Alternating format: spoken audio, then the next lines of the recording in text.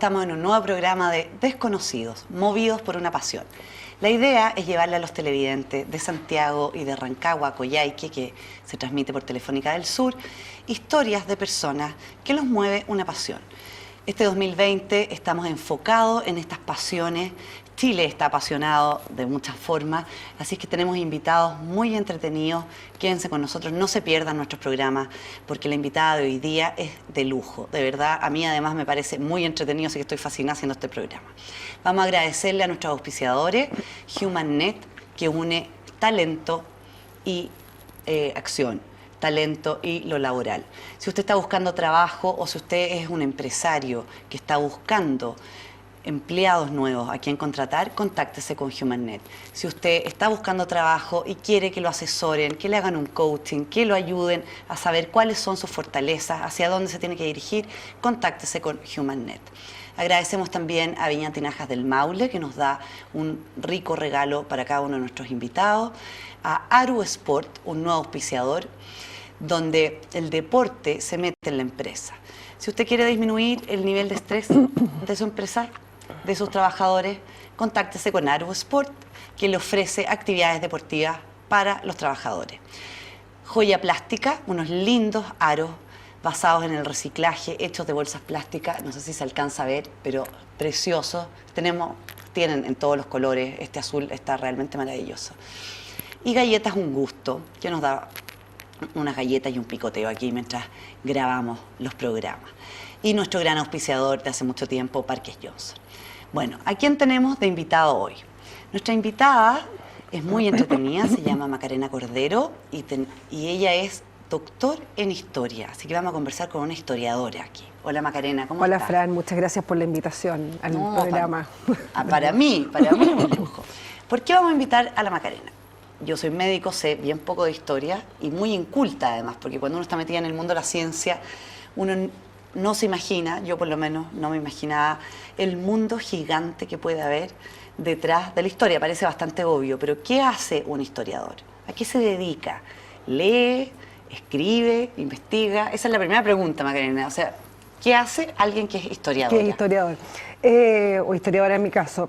La verdad que para mí es un trabajo maravilloso que consiste en mucha reflexión de lecturas, tanto de otros autores, en filosofía, en historia, en literatura, porque las humanidades en general te coayudan a hacer un trabajo más complejo, y los registros históricos, que eso están en los archivos, el Archivo Nacional de Chile, el Archivo de Lima, el Archivo de Sevilla, dependiendo el área que uno trabaje, hay archivos en todas partes del mundo, donde están los registros o las fuentes materiales, en virtud de las cuales está lo que ha pasado y uno empieza a reconstruir lo que puede haber ocurrido a partir de esa fuente. Es como armar rompecabezas. En el fondo esa es la idea como más, una bajada de lo que es la historia, es armar rompecabezas. O sea, tú lees, por ejemplo, una historia, no sé, un libro, y te vas imaginando cómo era la situación y a raíz de eso empiezas a investigar otras cosas. No sé, ¿qué es lo que llena?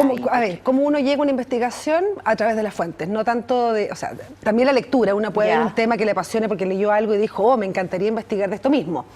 Pero muchas veces las investigaciones surgen por casualidades, cuando uno está en el archivo buscando un documento para alguna investigación determinada y salta otra cosa y uno empieza a ver que con esa otra cosa que encontró puede armar otra historia. O sea, a veces uno llega por casualidad también a encontrar los temas de investigación, sin perjuicio que uno tiene líneas. Entonces uno sabe a lo que se enfrenta, cuál es el registro a mirar. ¿Te ha pasado a ti eso alguna vez? ¿Te pasó con algún tema? De encontrar la pólvora, sí. Me ha pasado de encontrar la pólvora y decir, sí. ¿Con qué tema, por ejemplo? Por ejemplo, el tema de idolatría. Yo, la verdad, o sea, trabajo Inquisición, idolatría, extirpación de idolatrías en indígena, Inquisición para lo que es el mundo español o mestizo. Y yo entré por casualidad al tema. La verdad que no era un tema que yo conociese mucho, no era algo que me apasionara. De hecho, me gustaba mucho más trabajar siglo XX, los totalitarismos, he leído muchísimo, me encantaba. Hasta que en un seminario de la universidad tuve que hacer una monografía relativa a, digamos, idolatría. Y mi profesor, que luego va a ser mi profesor guía de tesis doctoral, de hecho. ¿Tú hiciste el doctorado dónde? En la Católica, de Santiago. y da un temario. Entonces estaba Inquisición y él es el experto a nivel, digamos, internacional en Inquisición sudamericana, que es René Millar. Estaba Inquisición, estaba también Santería, que era un tema que él estaba empezando a trabajar, y abajo decía idolatría. Entonces yo por descarte, como pensando ilusamente, es el tema que menos trabaja mi profesor, y para yo poder hacer una monografía un poco más innovadora, voy a trabajar idolatría. Y habían unos procesos que estaban transcritos del Perú acá en Chile, digamos, en libros, libros que, digamos, de fuente, recopilación de fuentes. ¿Dónde encuentras esos libros? Están, bueno, en las bibliotecas, en la Biblioteca Nacional, en la Biblioteca de la Católica, en la Universidad de Chile también hay. Bueno, te pregunto por ignorancia, no sé. No, hay bibliotecas muy buenas, no, pero es una buena pregunta. O sea, por ejemplo, la Biblioteca de la Universidad Católica, San Joaquín, es una muy buena biblioteca donde no solamente hay libros de literatura o de ciencias exactas, sino que hay mucha historia y de recopilación de fuentes.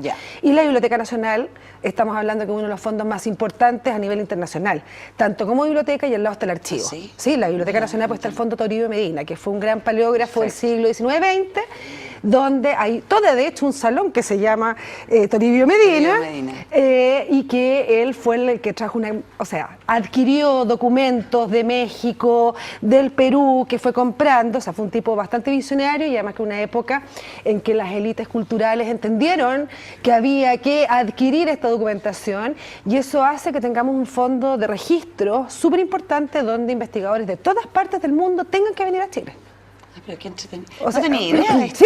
Sí, o sea, hay incunables, absolutos. ¿Y será que yo soy una ignorante espantosa o que los chilenos no tenemos idea de que somos tan potentes en términos de biblioteca? Porque yo creo que en general no sabemos. En general no sabemos lo que tenemos de patrimonio. Y eso, y sobre todo en lo que es la materialidad del libro. O sea, no solamente una biblioteca contiene libros de literatura, que está bien, digamos, o un libro sobre una ciencia o una técnica específica, física, medicina, sino que además hay registros. El Archivo Nacional de Chile tiene registros respecto a todo el periodo colonial, todo el periodo republicano, y además de otros registros que fueron, digamos, comprados, o de gente que adquirió, de historiadores, de gente que tenía el hobby, que los adquirió. Y está el Salón Medina, digamos, la Biblioteca Nacional, que es como nuestra gran joya en términos de colección de registros. No, es una joya. Me encanta hacer este programa porque aprendo tanto. Entonces, primero... Entonces ahí entré por la idolatría para hacer como el trabajito, digamos, que hay que hacer. Y resulta que me encontré con un mundo espectacular, que a mí me maravilló, y que dice relación directa con la Inquisición, que en el fondo la Inquisición, que es un tribunal que existió en toda la Europa católica y también la protestante, porque hay que distinguir está la Inquisición protestante y la católica. En la Inquisición católica, en todo el mundo católico existió con distintas formas. La Inquisición española se reprodujo en América, pero cuando se reprodujo en América, Felipe II, que era en ese minuto el rey de España y de la monarquía española y del imperio, señaló que los indígenas no podían quedar sujetos a Inquisición. O sea, no podían ser juzgados por la Inquisición. Los protegió. Claro, ¿por qué? Porque eran nuevos en la fe. Entonces tenían, digamos, derecho de alguna manera a equivocarse mayormente que otra persona que ha estado, digamos, que tiene la familia, la mamá, el papá, el abuelito, etcétera, que son católicos. Interesante, fíjate, qué considerado, No, pero es así. Y, por tanto, quedaron solamente, o sea, que la Inquisición no podía procesar indígenas. Esto en el momento en que la Inquisición se instaura en América, que es en 1570. Perfecto. Que son dos tribunales, México y Lima, y un tercero en el siglo XVII, que es en Cartagena, India. ¿Y en Chile también llegó? Porque Chile estaba como bien al final, o sea, como nadie lo pescaba, hay Inquisición en toda América. Lo que pasa es que el tribunales solo hubo tres. México, lo que estáis nombrando, Cartagena, India y Lima. Y Chile es parte del Virreinato de Lima. Por tanto, el tribunal, cabeza, digamos, asiento tribunal, es Lima. Para todas las demás regiones, son, digamos, a través de comisarios, se establecen comisarías que van a hacer la labor de la Inquisición. Es un delegado de la Inquisición. Perfecto. Que es un comisario. Lo llevaba para juzgarlo allá. No, están instalados. En todo aquí. Claro, había en Coquimbo, en Santiago, en Talca, en San Felipe, dependiendo además también de la época, porque hacia finales del siglo XVIII. ¿Cuánto tiempo duró esto? ¿Desde 1500? Desde 1570 hasta 1820. O sea, 1820 porque se va a abolir la Inquisición, digamos, como tribunal de España hacia todas las colonias, sin perjuicio que también dependen de las independencias de cada país. Exactamente, pues si Chile se independizó, yo me imagino que se independizó. En 1818, que es definitivo, ahí se corta. Se acabó.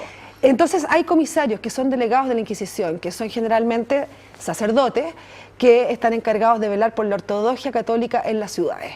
Pero es una institución más bien urbana. la Inquisición, tanto en España como en América. Ya. De ahí después si quieres te explico, pero Sí. hay. Lo que pasa es que no es un control tan estrecho como el que se dio en la península ibérica, Ya, porque en la perfecto. península ibérica habían muchísimos tribunales y además si lo pensamos es un espacio mucho Mucho menor más chico, que el de exactamente, América. sí. Entonces obviamente el control era más viable. Pero acá el control, perdona, ¿estaba realizado por la Iglesia o por el Estado? ¿O por ambos? Por No sé, ambos, porque estaban juntos hay en que esa pensar, época. sí, Ya. hay que pensar que la Iglesia es parte de la corona, pero también es una institución que tiene sus propios fines y que es autónoma. Claro. Entonces es como contradictorio, es un entramado súper complejo, donde además es una forma, es el antiguo régimen, siempre hablamos de la Sí. Revolución Francesa, como un cambio hacia la modernidad, Sí, claro. la separación de funciones, ¿cierto? Legislativo, judicial. Bueno, ¿qué quiere decir? Entonces que antes no había separación de funciones, había Estaba todo acumulación junto. de funciones. Todas las justicias o todos los personeros de la administración tenían funciones ejecutivas, legislativas y judiciales. Qué horror, Y la ya. iglesia también. Pensando lo terrible. No, o sea, claro, acumulación de funciones. Y lo que pasa es que hay algunas que están más cargadas que otras. Y hacia Ya. finales del siglo XVIII van a empezar a separarse antes de la Revolución Francesa. Pero, Perfecto.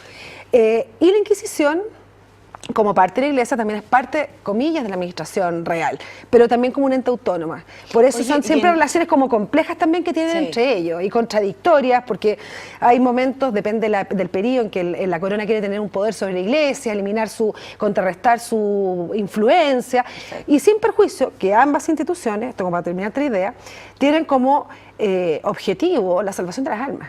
Entonces, no hay que perder... Ambas, no solamente la Iglesia, el Estado también. El Estado también. O sea, Bien. la corona, digamos, y todas las coronas, todas las monarquías católicas están velando por la salvación del hombre. O sea, eso también hay que entender lo que es así. Porque Oye, nos cambia y- la película totalmente a lo que se vive hoy en Sí. día. Y una pregunta súper básica, pero uno tiene la idea de la Inquisición a alguien quemándose en una hoguera. No sé, casi que la quemaron por bruja o qué sé yo. ¿Eso ocurrió en Chile? Bueno, ¿Hay algún caso hay que un haya caso ocurrido en emblemático. Chile? Hay un caso emblemático. A ver, para lo que fue la Inquisición. Te saqué de la idolatría, Cata, No, pero- después pero te- estamos los indios, hacía lo te mismo. metí- Ya. O los indígenas, digamos, en la época, la nomenclatura es indio en la época.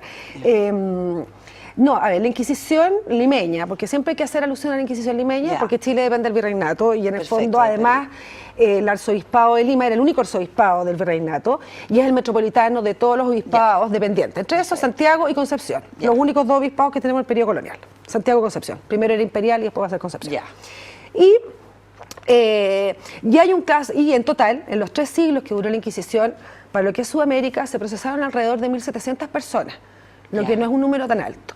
De los ¿En cuales, toda Sudamérica? En toda Sudamérica. O sea, que Incluyendo era- Cartagena, No, Lima. Cartagena es aparte, Ah. en el fondo, todo lo que era el virreinato del Perú, salvo Ya, Cartagena, lo perfecto. que era la Gran Colombia.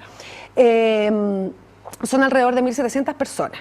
Ecuador, Chile, Sí, claro, Argentina, todo- Uruguay, todo lo que Paraguay. veía el virreinato del Perú, ya. Y de las cuales son aproximadamente 50 personas las que efectivamente fueron condenadas a muerte. Ya. Y de ellas, hay que volver a rebajar el número, efectivamente son como 30 las que se les aplicó la pena de muerte. Porque las otras 20 o estaban muertas, que O igual se les digamos... condenó la pena de muerte, No, no, ya. no se les condenó. O sea, estaban muertas y ahí te ponían una esfinge tuya o tu nombre, para que todos supieran Francisca Valdivieso es hereje. Fue puedo hereje, creer. sí, era tu esfinge. Aunque estuvieras muerta. Aunque estuvieras muerta, Ya. sí, pues. De ahí te voy a explicar Ya. por qué. O podía pasar que tú te arrepintieras en último minuto cuando te iban a condenar a muerte, entonces te arrepientes, estás salvando tu alma, pero eso no quiere decir que no te apliquen la pena de muerte, entonces te daban un garrotazo, tac. Entonces era mejor el garrotazo porque por lo menos entraba y lo menos inconsciente a la hoguera. Ah, ok.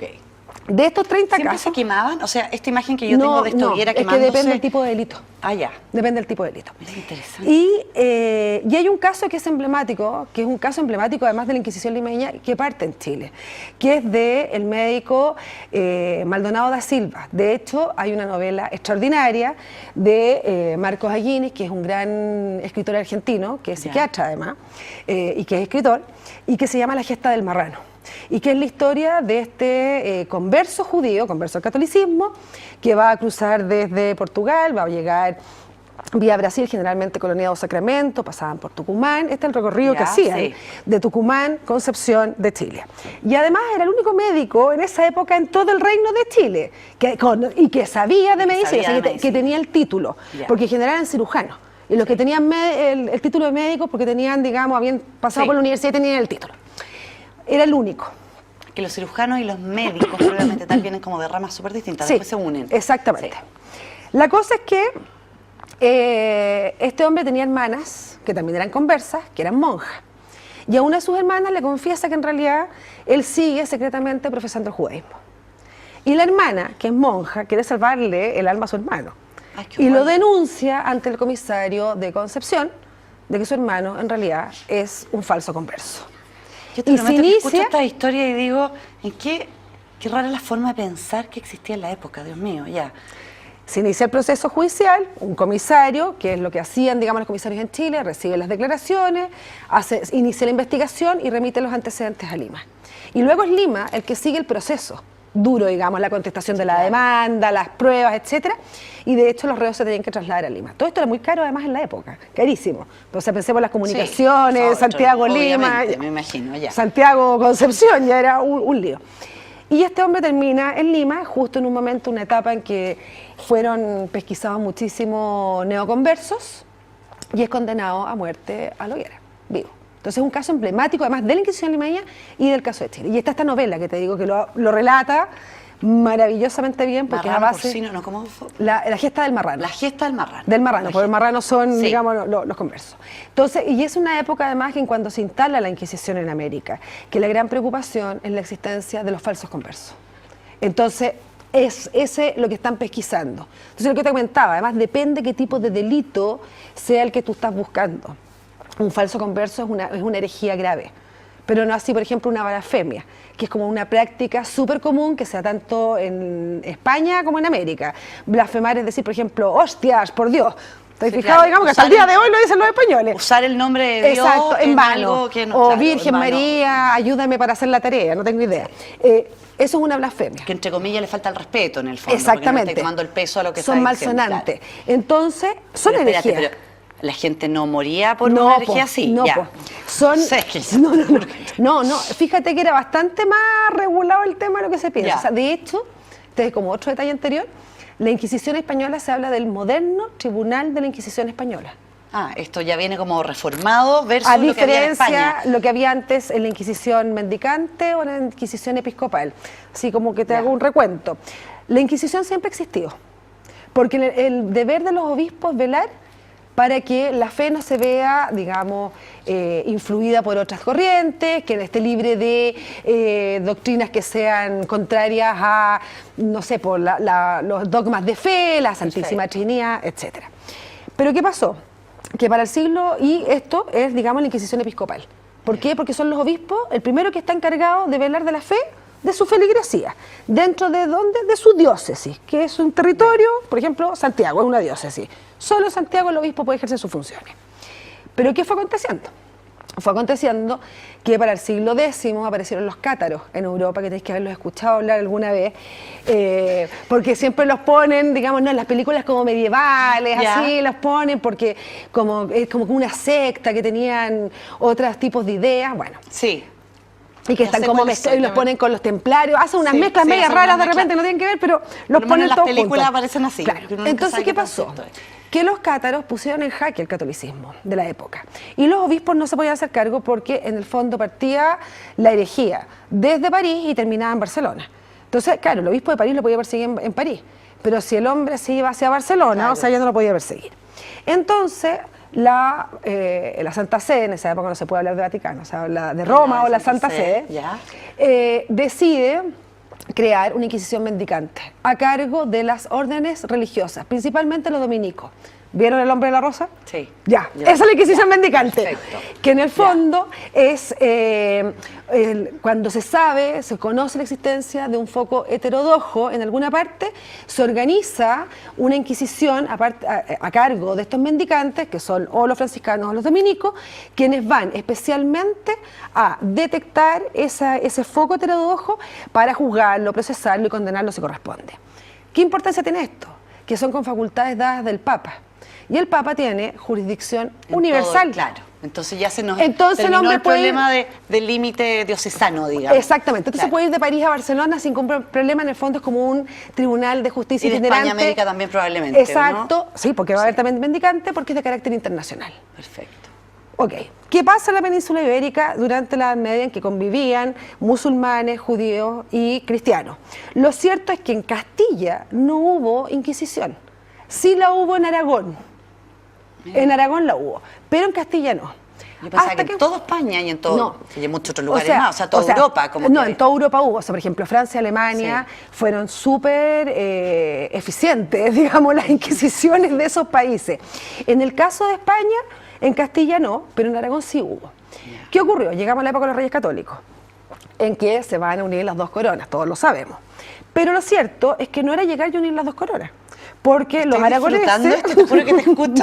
Se han unido las dos coronas, yo pienso las dos coronas. Ah, sí, pues Castilla y Aragón. Aragón, sí. Colegio, o sea, historia, había más coronas. Lo que pasa es que estamos en 1478, en que solo quedaban dos. No, o sea, la cantidad de información que tienes dentro de tu cabeza, estoy impresionada. Estoy gozando esto. No tengo nada que preguntarte, te voy a poner play, porque estoy espectadora. No, es que estoy fascinada. Ya, bueno, se unen las dos coronas. Se unen las dos coronas, pero no era tan fácil llegar a unirlas, porque los aragoneses tenían ciertos fueros, ciertas costumbres, cierta cultura, y los castellanos también. De hecho, hasta el día de hoy, digamos, el País Vasco habla su lengua, los catalanes lo mismo, los gallegos, o sea, se siguen respetando de alguna manera las autonomías. Entonces los reyes tienen que buscar un elemento que sea común para las dos coronas, para poder generar una monarquía que va a ser además de carácter moderno. Que eso es súper interesante, porque en el fondo ya empieza a cambiar, ya no es de carácter medieval, ya no van a ser súbditos del rey tanto, sino que van a ser súbditos de España, que es un cambio ya bastante importante. ¿Y cuál es la ocasión? A través del catolicismo. El elemento que es común desde un aragonés, desde alguien desde Barcelona, pasando por Burgos, llegando a Santiago de Compostela, a Sevilla, sería el catolicismo. Entonces, en ese contexto, además, la corona castellana inicia un proceso de reforma de la Iglesia española, que eso es súper importante, un siglo antes de que Lutero denunciara las famosas tesis de la venta de indulgencia, etcétera. Un siglo antes, en España se dan cuenta que la Iglesia está con bastante falencias, como por ejemplo que los curas no saben la doctrina, o sea que la filigresía no tiene idea lo que es su religión, que los curas son o corruptos o que no saben la doctrina. Entonces empieza una reforma interna también de la Iglesia Católica Española. Por eso surge una Santa Teresa de Ávila, San Ignacio de Loyola, la Compañía de Jesús, la Reforma del Carmelo, responden a esa lógica. Y en eso que dicen, aquí toda la población tiene que ser católica, para poder poner en el fondo una ley igual para todos los O sea, se españoles. utiliza la religión como forma de unidad, digamos. Políticamente, por supuesto, que es algo que hicieron todos los europeos, digamos.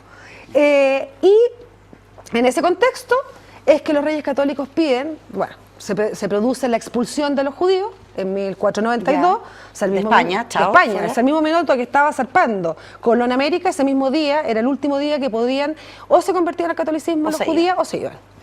Y mucha gente se convirtió. Porque, o por convicción, honestamente, pasaron a ser católicos, y otros porque no querían dejar su familia, sus bienes, etcétera. Y en ese contexto ocurrió que empezaron a haber acusaciones de falsos conversos. Decir, no, esta persona en realidad... Se está quedando aquí diciendo que es católico, pero en realidad sigue siendo judío, no se quiere ir. Exactamente, se cambia de camisa el día viernes para prepararse para el Shabbat, no lo vi comer cerdo. O sea, si tú te pones a pensar, los españoles, los europeos en general, son súper buenos para comer harto cerdo, harto marisco. Y eso tiene una identificación cultural que es bastante importante, porque va en contra de musulmanes y judíos. ¿Te fijáis? Entonces, no lo vi comer, no comió macha, no comió almejas, no tienen macha, sino comió pulpo, sospechoso. Entonces, como no tienen instrumento, ¿qué es lo que le piden a la Santa Sede? Poder crear una inquisición en Castilla. Pero aquí, en esta creación, los reyes católicos fueron más astutos, digamos, que la Santa Sede, y genera una inquisición que sí depende de la Iglesia, porque es un tribunal eclesiástico, pero que va a contar con una suprema. Como la Corte Suprema, perfecto. Sí, una Suprema, donde no solamente están los sacerdotes, sino que también hay consejeros laicos dentro de esa Suprema. Perfecto. Y en el fondo, tanto la corona como la Iglesia empiezan a determinar esta Suprema. Entonces, ahí se empieza a generar la moderna Inquisición. ¿Y por qué moderna? Porque lo cierto es que no va a haber fuero que valga frente a la Inquisición. Esto es un punto súper importante, porque hasta el siglo XIX, la gente nace en un estamento y es muy difícil cambiar de estamento. Si yo nací noble, voy a ser noble el resto de mi vida. Si yo soy plebeyo, voy a ser plebeyo. ¿Y eso qué significa?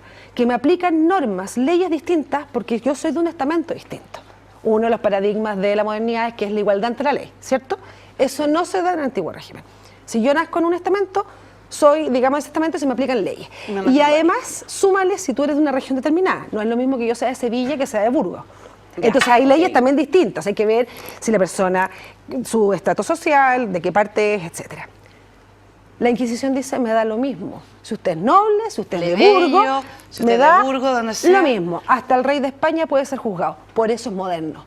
Y de hecho, por ejemplo, se procesó y casi se condenó al cardenal Carranza, que era, digamos, el arzobispo más importante de España, el arzobispo, por unos escritos que hizo así un poco como de Erasmo de Rotterdam, y en ese minuto Roma intervino, porque ya veían, digamos, un obispo de la iglesia en una hoguera, y lo sacan de la jurisdicción de la Inquisición, pero por eso es moderna. Entonces eso es un cambio cualitativo con respecto a lo que pasa con las inquisiciones, la romana o las mendicantes. Qué entretenido. Algunos de estos libros hablan de esto, ¿no? Voy a mostrar la Macarena tiene muchos libros, tiene muchas cosas y doctorado y podríamos hablar de su currículum mucho rato, pero estoy tan entretenida escuchando de todo lo que estáis hablando que... A ver, por ejemplo Macarena, Contrarreforma Católica, Implicancias Sociales y Culturales, Miradas Interdisciplinarias. Eso ¿Esto de qué es? Esto acaba de salir. Cuarto propio, así que por favor, cómprenlo porque acaba de salir esta librería. Por favor, un zoom aquí. Es un libro colectivo. ¿Dónde se encuentra este libro? En librería. Si alguien quiere comprarlo, por ejemplo, va, no sé, a la Feria Nacional, a la Feria del Libro, a la Antártica, sí. Listo. Ese libro es un libro colectivo porque es un Macarena conjunto, Cordero, Jorge Cid. Que somos los editores. Perfecto. Jorge es literato. Concilio de Trento, mira qué entretenido. Y es un libro colectivo donde hay obras de filósofos, teólogos, historiadores, literatos, en los que hacen todo relación a las consecuencias de la Contrarreforma. Porque aquí no nos cuestionamos si es reforma católica o contrarreforma católica, que esa es otra discusión, sino que vamos viendo las implicancias que tuvo esto para el orbe católico. Y hay muchos artículos en relación a América hispana, Paraguay, Chile, etcétera. Y ahí yo lo que hago, Luciana, es que trabajo la bigamia en Chile. Y cómo era tratada la bigamia en Chile por la justicia eclesiástica. ¿Qué año estamos hablando de bigamia en Chile? Ah, no, pues siempre existió la bigamia. No, y la poligamia también. Y los cornudos, etcétera, todo eso existió siempre. No, son del siglo XVIII esos expedientes. ¿Pero fue legal alguna vez? No. No, nunca. Entonces, cuando tú dices cómo fue tratada la bigamia... Por los distintos sistemas de justicia. Perfecto. Porque la bigamia en sí... Pero no es que haya sido bigámico algún minuto de la ley. No, musulmanes, digamos, pueden casarse con varias, pero que el mundo católico o cristiano en general no. La bigamia en sí no es una herejía. Pero puede dar pábulo a una herejía. Puede dar pie a una. ¿Por qué? Porque en el fondo hay un desconocimiento del sacramento del matrimonio. Entonces hay que averiguar. ¿Por qué es bígamo? ¿Por ignorancia, que yo no sabía que no me podía casar 2 veces? ¿O porque en realidad no estoy ni ahí con el sacramento del matrimonio y me volví a casar? Y hoy en día sigue la gente siendo bígama, porque hoy en día, no sé, la gente se divorcia, existe la opción de divorciarse que antes no existía, por ejemplo. Hay mucha gente que tiene doble vida, 2 familias. Doble vida, pero el hecho de casarse 2 veces, porque yo entiendo que una cosa es tener, por ejemplo, doble vida, triple vida, no sé, pongámosle el número que queramos, en el fondo tengo un matrimonio y tengo amantes fuera del matrimonio, o simplemente no tengo matrimonio, pero tengo varias relaciones de pareja, o estar casado 2 veces. Hay bigamia. Hay todavía bigamia. O sea, ¿Estás casado 2 veces? 2 veces, sí hay. Es más excepcional hoy en día, pero... Más raro que antes. ¿Antes era más frecuente? No sé. Lo que pasa es que se va a tratar de limitar, de hecho, con el Concilio de Trento, donde se van a establecer una serie de... Todos los requisitos del matrimonio, que están en la ley civil, que están tomadas derechamente el derecho canónico, las formalidades, que tú tienes que ir con testigos, la dirección, etcétera, vienen de Trento, para evitar, en el fondo, la bigamia. Porque en estricto rigor el matrimonio es entre los cónyuges. No requiere ni siquiera la presencia del sacerdote. Del sacerdote, ni nada. Y se ponen todas esas formalidades en Trento para evitar la bigamia. ¿Y quiénes pueden cometer la bigamia? O sea, generalmente la gente que puede viajar. Claro, que se puede mover de un lugar a otro. Los militares en la época, los conquistadores. Oye, a mí me tocó el año pasado en Máncora, en Perú, que en una misa que yo estaba sentada, el sacerdote dijo, bueno, el próximo fin de semana se casa fulano Pérez con fulano Pérez, no sé qué. Por favor, si alguien quiere decir algo sobre este matrimonio, conoce si es que hay matrimonios previos entre ellos, yo lo encontré importante. Son las manifestaciones, pues. Que los anuncios. Nunca me había tocado que alguien públicamente dijera que fulano Pérez con fulano Pérez se iban a casar y que por favor, si algún feligrés o alguien conocía de matrimonios previos que estas personas tuvieran, se acercara a decir. Yo lo encontré bien impresionante. Eso era así en Chile y en todas partes hasta el Vaticano II, hasta 1963. Sí o sí, se hacían los anuncios 4 domingos antes. El sacerdote estaba antes del Concilio Vaticano II. Macarena, nos queda poco programa. A ver, este otro libro. Idolatría. Bueno, entonces, en la Inquisición... Te voy a invitar a otro programa para hablar de la idolatría, porque aquí nos metimos en la Inquisición y quedamos institucionalizar y desarraigar. Macarena Cordero Fernández, las visitas de idolatría a las diócesis de Lima. Ya, eso está editado por los peruanos, así que hay que adquirirlo a través de la Católica del Perú, digamos, el libro. Pero, y agradezco mucho a la Católica del Perú por el trabajo precioso que hicieron. Y eso es básicamente qué pasa, que la Inquisición no podía caer sobre los indígenas. Pero los indígenas también cometían actos que podrían ser entendidos como herejías para el mundo católico. En el Perú, porque te voy a hacer cortita la historia, en el Perú, para no decir que eran herejes, para no tener problemas con el Santo Oficio, empezaron a hablar que eran idólatras. Y la iglesia peruana empezó a decir hay que extirpar en vez de hacer inquisición de las idolatrías.